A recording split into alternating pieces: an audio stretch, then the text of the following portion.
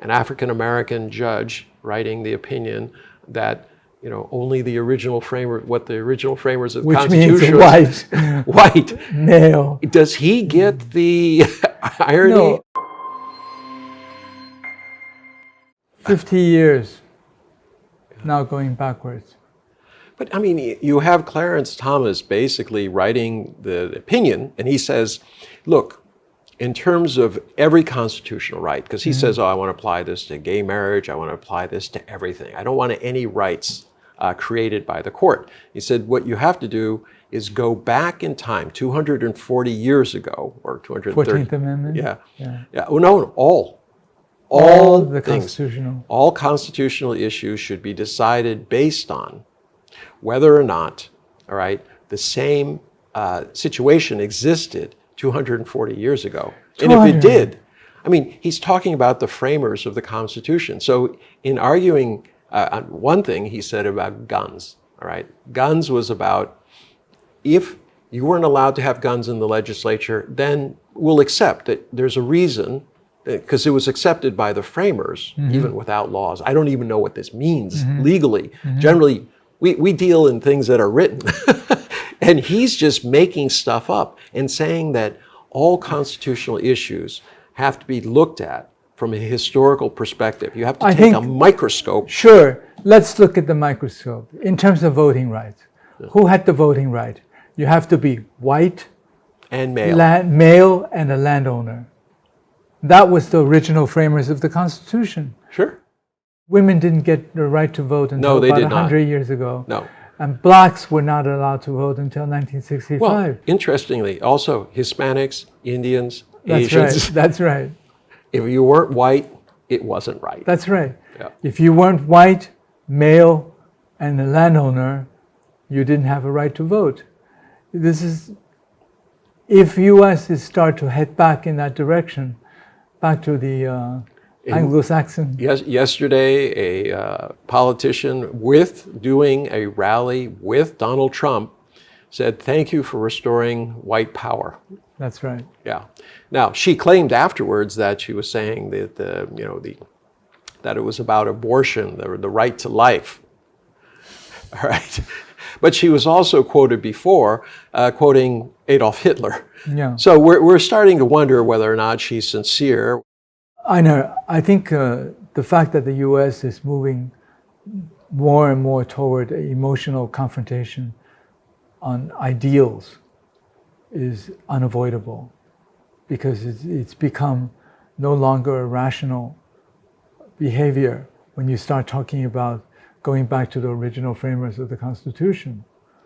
But I mean, there's a group called the Federalist Society, and basically every conservative Supreme Court justice that is on the bench was a member of this group, and they push what they call originalist. And that's this doctrine that Clarence Thomas is talking about, that you can only interpret the Constitution if you know what happened 240 years ago, which is quite interesting because he's not exactly the best student of history.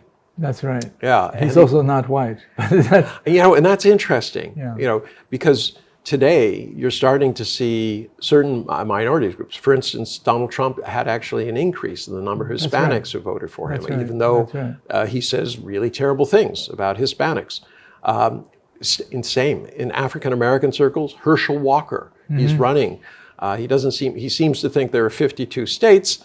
He has some problems with the fact that he did not graduate from the school he said he did. Oh yeah, and he was caught in that. Now expect a post-truth, post-hypocritical world.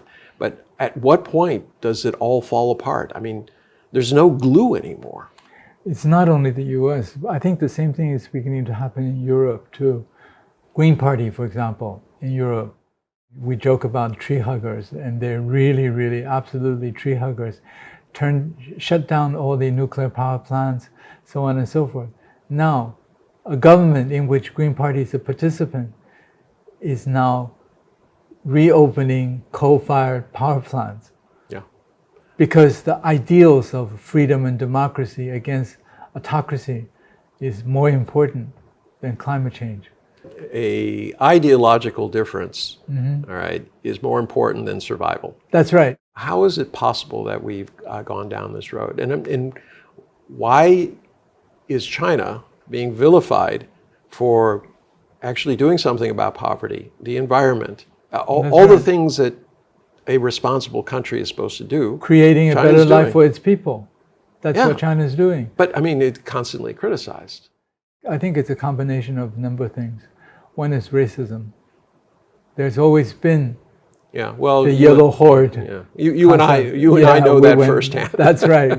We went through the whole period and continue to go through it. Racism, white Anglo-Saxon Protestants are the original God-sent people to run the world. I mean, this is, we talk about this in terms of the Crusades. We talk about in terms of the first wave of colonialism from Europe. And then now we have the second wave from the United States, but it just seems that no one seems to see it. Why? Why is it so difficult to see that we're doing the wrong things continuously? I think coming back to the original question, framing your original issue, is racism is one thing, cultural is another. Culture, I would include religion, the one God concept. You don't believe in my God, then you are a savage and can be wiped out. This has happened over 300 years. Under Jewish beliefs, the life of the mother is sacred.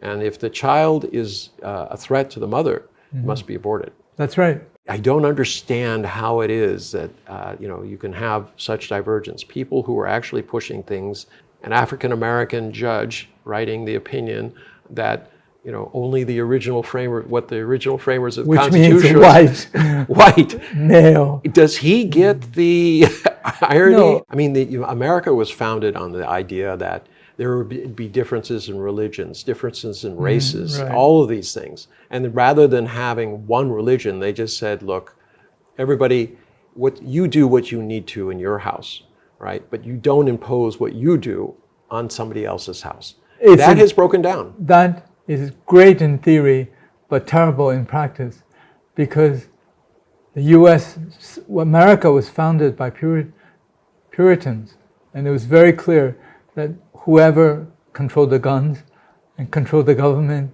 was in the majority, would basically can dictate. So we're back to square one. We're back to square one. Who controls the guns? That's and right. The and then money? there's another aspect I think to be considered is emotional and ideological issues are very easy to manipulate among less sophisticated population. Yeah. And politicians, you have the third type. You have the religious type, you have the those who need to prove themselves, sure. And then you have those opportunists who figure out how to manipulate.